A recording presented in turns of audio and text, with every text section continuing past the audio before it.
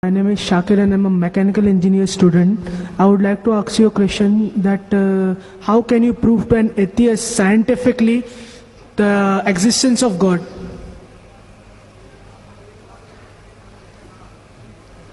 The brother has posed the question, how can you scientifically prove the existence of God Almighty, the existence of Allah subhanahu wa ta'ala?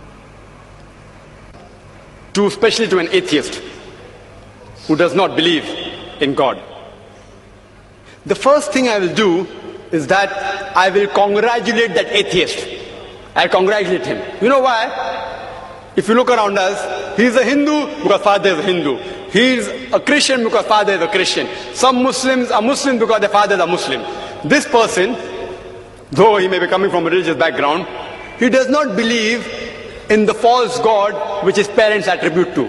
So he does not believe in God. I'm congratulating him because he's accepted the first part of the Shahada, the first part of the Islamic creed, La ilaha, there is no God. Now my job is to prove illallah, but Allah, which I shall do inshallah. To the other people, I have to first remove the wrong concept of God and then prove the right concept of Allah subhanahu wa ta'ala. Here half my job is done. He has already said La ilaha. There's no God. Now I have to prove illallah, but Allah, which I shall do inshallah. You ask this atheist that suppose there is an object, an unidentified, maybe a flying object, which no one in the world has seen. No human being in the world knows about this object. If it's brought in front of you, and if you're asked that who will be the first person who will be able to tell you the mechanism of this unidentified object, you have to ask him the question. Who is the first person who will be able to tell you the mechanism of this new object which no one in the world has seen? After thinking for a while, he'll give the answer. The person who will be able to tell you the mechanism, the first person, is the creator of that object. Some may say manufacturer, some may say producer. Whatever they say, don't grapple with the word, accept it. It will be somewhat similar, either creator or producer or manufacturer. But remember what he has told you. Keep it in your mind. Then ask him the next question. How did the universe come into existence? How was it formed? He will tell you by the Big Bang Theory. Tell him the Quran mentions in Surah Anbiya, chapter 21, verse number 30, about the Big Bang Theory. Who could have mentioned this in the Quran 1400 years ago? So he will tell you, maybe it's a fluke. Don't argue with him. Next part of the question. We did not know that the light of the moon is reflected light. We came to know recently. You ask him, he'll tell you, yes. The light of the moon is reflected light. It's not its own light. When we discovered, he will tell you recently, yesterday, 50 years back, 100 years back, yesterday in science. You tell him, the Quran mentions that the light of the moon is reflected light 1400 years ago. Who could have mentioned that? Maybe somebody had a wild guess. Don't argue with him. Continue. We thought the sun was stationary. You ask him, is it stationary? He'll say, no, it's rotating and revolving. When did you learn this? He will tell you yesterday, 50 years back, 100 years back. Quran mentions this 1400 years ago. He will hesitate, but may say, maybe some intelligent person wrote it. Don't argue with him. Continue. How was the universe initially? What is celestial matter? He will tell you, it was smoke. How did you come to know? We have got proof, we have got evidence. You tell him, Quran mentioned this 14 years ago. Who could have mentioned that? He will hesitate. Don't wait for response. Continue. Keep on posing question after question. All that I give in the lecture, keep on posing one question after the other.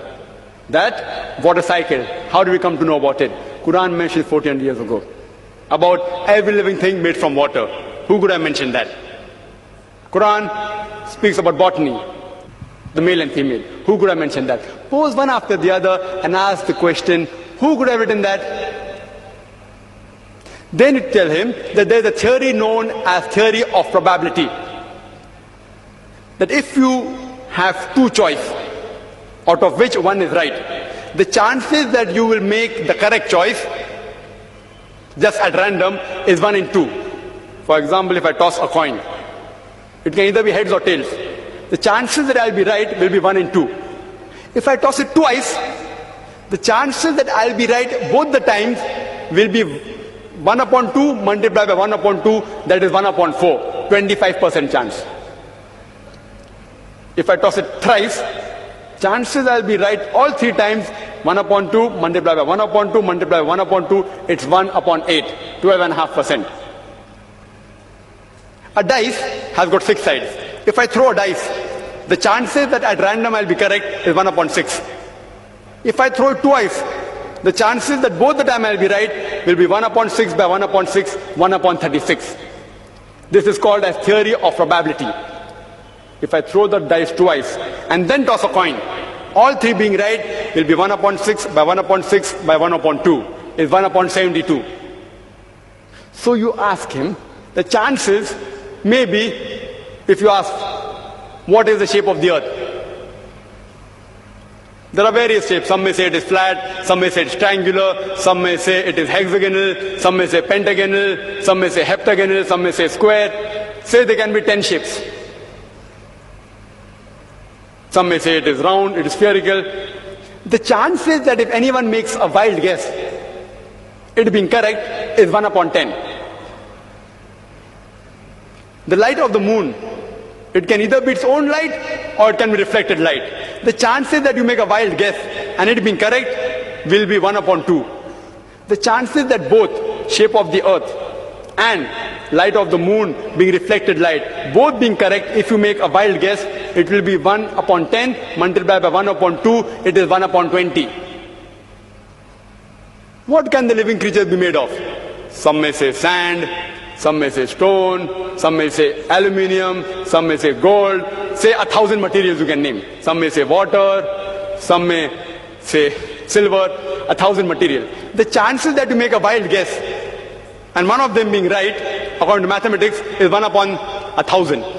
The chances that all 3 being correct, the earth is spherical, light of the moon is reflected light, and every living creature created from water is correct, will be 1 upon 10 multiplied by 1 upon 2 multiplied by 1 upon 1,000. Answer comes to 1 upon 20,000 or 0.005%. Quran speaks about scientific science more than 1,000 verses. In 3 verses, the answer comes to 0.05%. If you apply probability theory to all this being at random chance, it will come to 0, negligible. And in maths, anything 1 in 10 raised to 50, it's equal to 0. So you ask your atheist friend, who could have written this? The only answer he can give you is this first answer, the creator, the manufacturer, the person who has produced it. That's the only answer, there's no other answer.